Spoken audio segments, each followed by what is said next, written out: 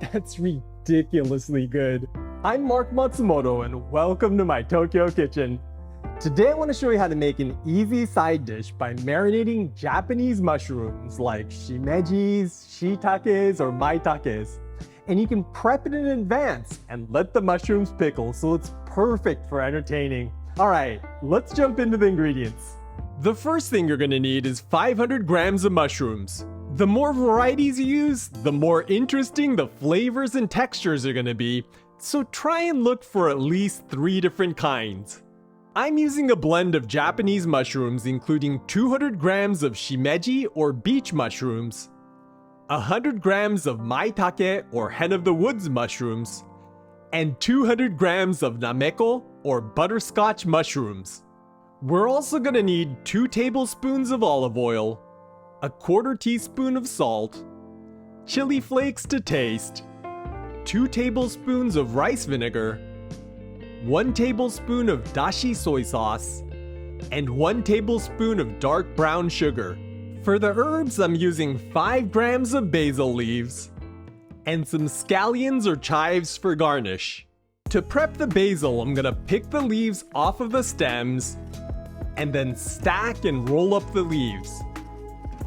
Then you want to use a sharp knife to slice up the roll into thin ribbons, which is also known as a chiffonade. Next, I'm going to chop up the scallions. Just trim the roots off, cut them down to size, and chop them up. By the way, this beautiful handcrafted chef's knife was sent to me by Nakano Knives, and aside from being insanely sharp, its stunning 33-layer Damascus steel blade has made it my new favorite all-around knife. I'll include a link in the description to pick one up, and be sure to use coupon code NORECIPES for a discount off your order. How you prep your mushrooms will depend on what you're using, but for the ones I have, I'm gonna start by shredding the maitakes into bite-sized clusters. These are cultivated indoors, so they don't need to be cleaned, but if you're using foraged mushrooms, you'll need to clean and trim them first. For shimeji mushrooms, they usually come attached to a puck of growing medium, and you'll need to trim this off with a knife. Once the growing medium is removed, the mushrooms should naturally fall apart, but if you still have some big clusters, just crumble them apart like this. These nameko mushrooms also have some growing medium attached, so I'm going to trim this part off as well. These mushrooms are a little sticky, so be careful not to get any of the growing medium onto the caps, or you'll end up with sawdust in your dish. By the way, if you're using large mushrooms like shiitake, portobello, or king trumpet, you'll want to cut them up into bite-sized pieces.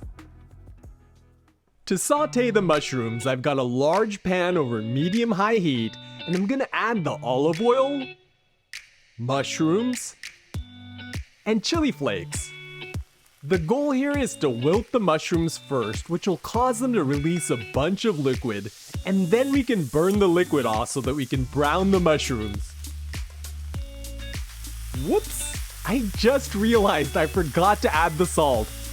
This is gonna season the mushrooms and make them release their liquid faster. Now I'm just gonna saute these until they're about 1/3 of their original volume and they're nice and brown on the outside. While we wait for those to brown, I want to thank Musubi Kiln for sending over this gorgeous Hibino Kanawa Minoware bowl. Having a variety of unique handcrafted plates and bowls like this is a great way to take your entertaining to the next level. So hit the link in the description down below to check out the collection of tableware that I use in my kitchen, and be sure to use coupon code NORECIPES to get 5% off your order. Okay, these have been going for about 5 minutes now, and look how much they've shrunk. The mushrooms smell meaty and delicious, and as you can see, we've got some nice Maillard browning on the outside, which is gonna load these up with umami. Now I'm gonna add the brown sugar and the basil, and stir fry everything together until the sugar is melted and the basil is super fragrant. This is looking perfect and it smells amazing, so I'm gonna turn off the heat and add the vinegar and the soy sauce. Toss everything together to coat, and then we're gonna quickly transfer this to a container so the vinegar doesn't all evaporate. Now I'm gonna let this cool for a bit, and when it's no longer hot, cover it up with the lid and pop it into the fridge to marinate overnight.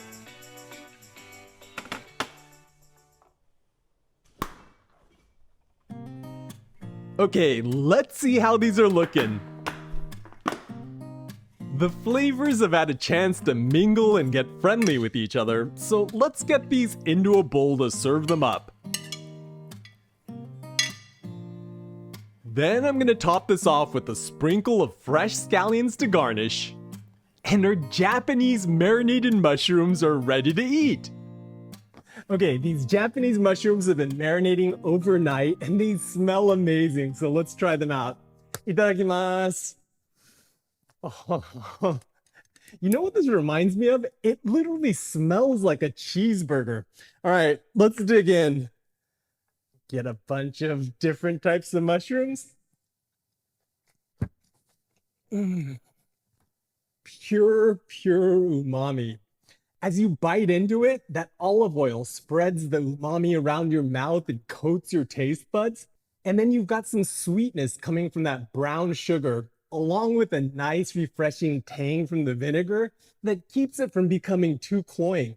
And the scallions on top not only acts as a beautiful garnish, it adds a nice crispy texture as well.